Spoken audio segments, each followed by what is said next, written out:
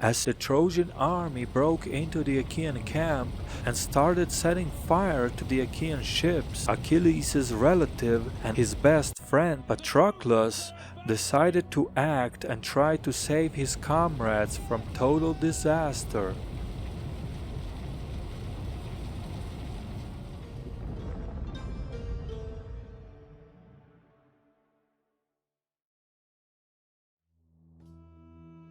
Patroclus took Achilles' armor and went to the battlefield, leading a contingent of Myrmidons with him. Upon seeing that the Achaeans were pushing back, and with their greatest hero apparently on the battlefield with his elite companions, the Trojans panicked and withdrew all the way back to the walls of their city. Patroclus himself displayed great courage and skill, killing many enemies. Among the Trojan casualties was the Lycian king Sarpedon. There, Hector finally decided to confront who he thought was Achilles. Patroclus, dressed in Achilles' armor, and Hector, the leader of the Trojans, met face to face in a fight to the death under the high walls of Troy. Although Patroclus was a skilled warrior and even copied some of Achilles' moves, ultimately Troy's greatest hero prevailed, and Patroclus fell to the ground, slain. Hector stripped the fallen hero of his armor, only to learn that the person he killed was not Achilles, but his cousin Patroclus. The Trojan hero was in disbelief, and the morale of his army quickly took a negative turnaround. The fight nevertheless resumed, with neither side gaining an upper hand. Back in the Achaean camp, Achilles learned of his cousin's death. This moment was best described by the very first line of the Iliad. Sing, goddess, sing of the rage of Achilles, son of Peleus, that murderous anger which condemned the Achaeans to countless agonies and threw many warrior souls deep into Hades, leaving their dead bodies carrying food for dogs and birds, all in fulfillment of the will of Zeus.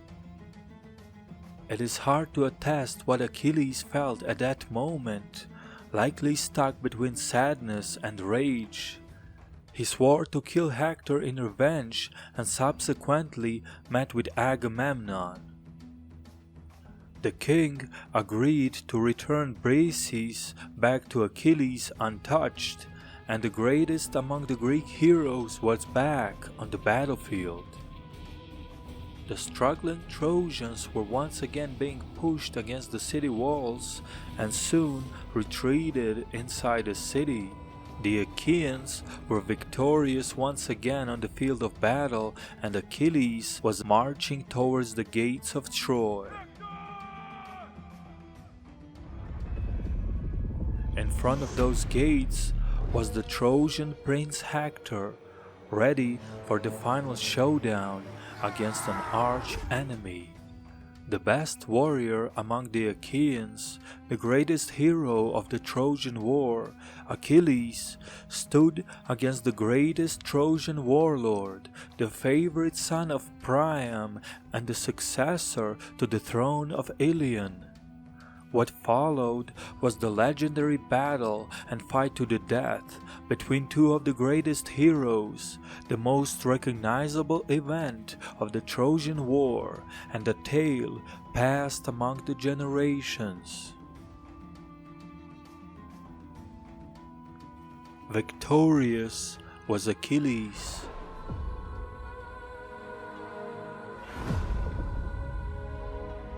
As Hector's body fell to the ground, all Achilles felt was still rage. He tied Hector's body to his chariot and dragged it around the battlefield, refusing to return the fallen hero back to the Trojans for the proper burial. Thus ended another day of bloody battle. Achaeans were back to their camp, and the city of Troy was still standing. As the Achaeans were holding the funeral ceremony for Patroclus, the Trojans agreed for a temporary truce in order for each side to bury their dead. As Achilles returned to his tent, he was surprised to see none other than Priam, the king of Troy himself, smuggled into the heart of the Achaean camp. The request was simple. Priam was there to demand his son's body in order to bury him with proper honors in Troy. Achilles, although possessed by rage until that moment, was surprised to see an old king risk everything just to have the body of his son back. The courage of Priam calmed Achilles, and the body of Hector was returned to the possession of the Trojans. With Trojan army now without a strong leader, it was apparent that the things were becoming increasingly difficult. However, the walls of Troy still stood invincible, and the allied reinforcements were coming. The Amazons, legendary tribe of women warriors from the north of Anatolia, arrived to the Trojans' aid. Also, the earlier enslaved son of Priam, Achaean, was bought back by the Trojans and brought from Lemnos back to Troy. The Trojan troops were now commanded by Hector's younger brothers, Deiphobus and Paris, as well as the remaining captains such as Aeneas of Dardanus. The allied wing was headed by Memnon, the Ethiopian warrior king, and Penthesilea, the queen of the Amazons. The battle took place in front of the Trojan walls, with Achaeans pushing back their enemies once again. Achilles was leading the assault, killing the Amazon queen and entering a great battle against the warlord Memnon. It was said that the battle was so close that Zeus himself was weighing in on the winner. Ultimately, the weight representing Memnon sunk down, and the Ethiopian hero was slain by Achilles. The widespread Trojan retreat followed, and Achilles continued to chase the enemy into the city itself. The ultimate glory always comes with the ultimate price, and the mighty Achilles was no exception. Upon entering the city, Achilles was shot by a poisonous arrow of Paris. The legend has it that the arrow hit the only mortal part of Achilles' body, his heel. Thus, the greatest Achaean champion met his end, undefeated on the field of battle. A great battle quickly broke out around the body of the fallen Achilles, with Ajax holding the Trojans back, while Odysseus managed to carry the body away.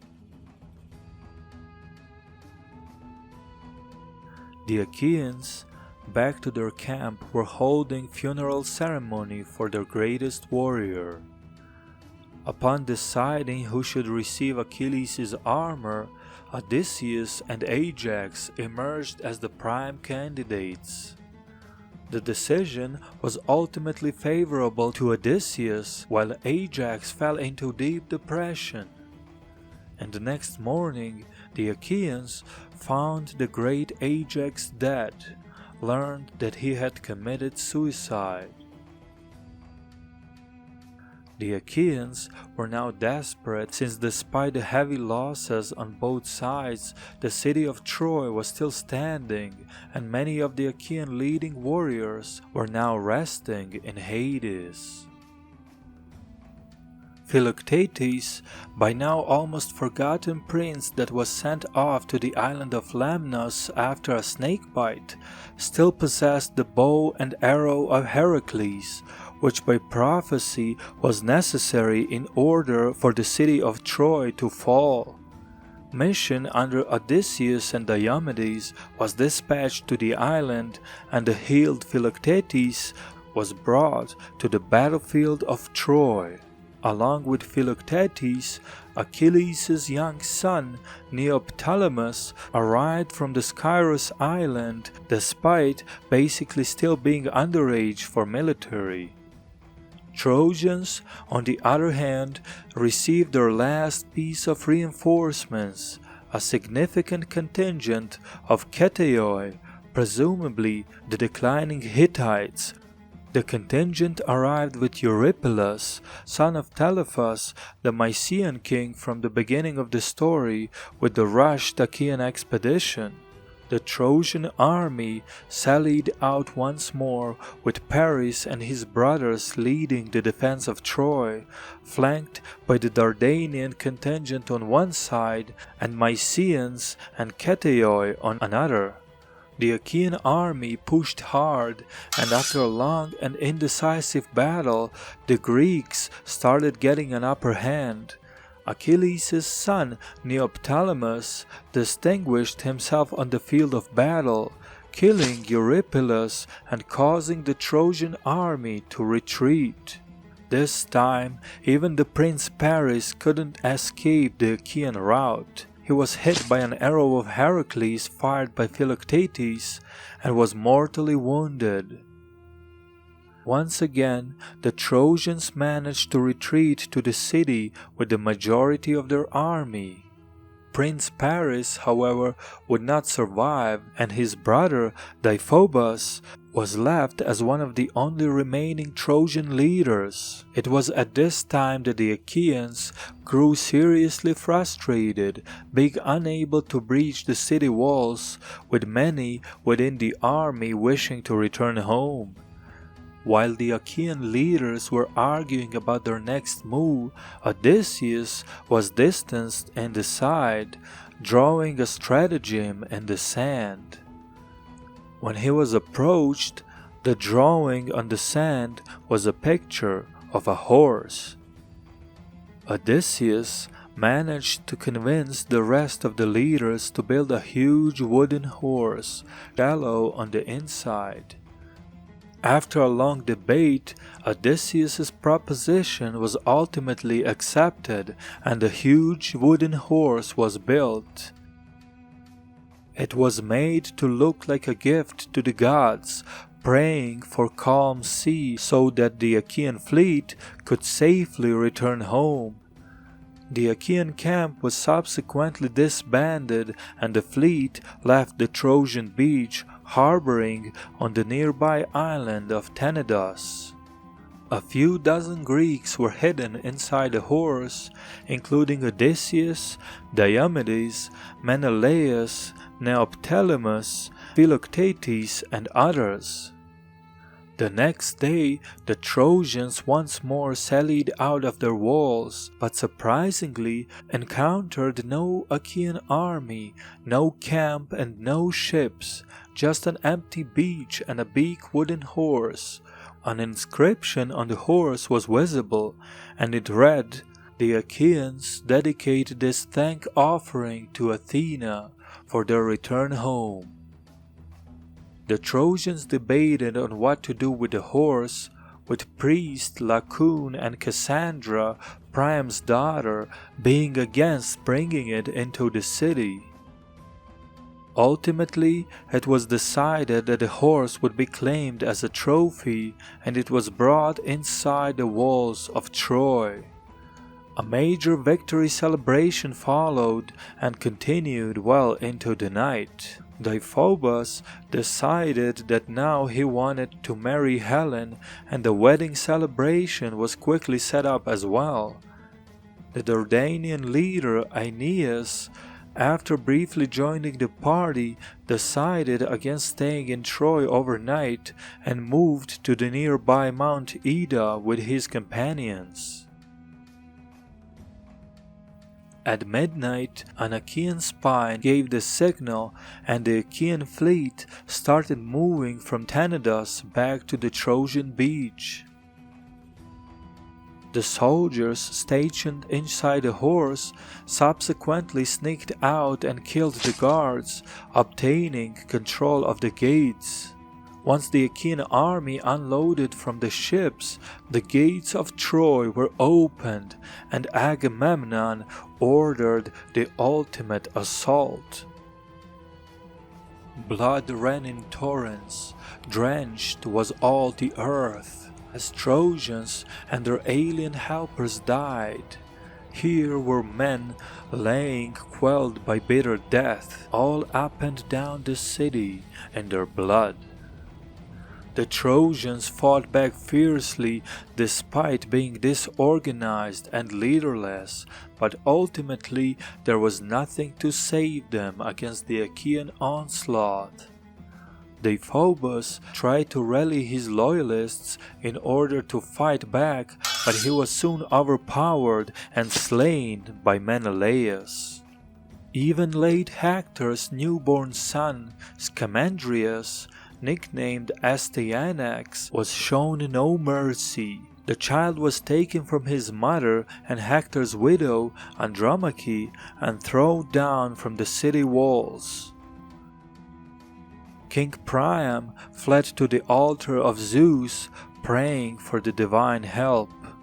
But there was no use. He was soon discovered and slain by Neoptolemus, son of Achilles. The slaughter continued well into the next day, and the city of Troy was looted and then burned to the ground.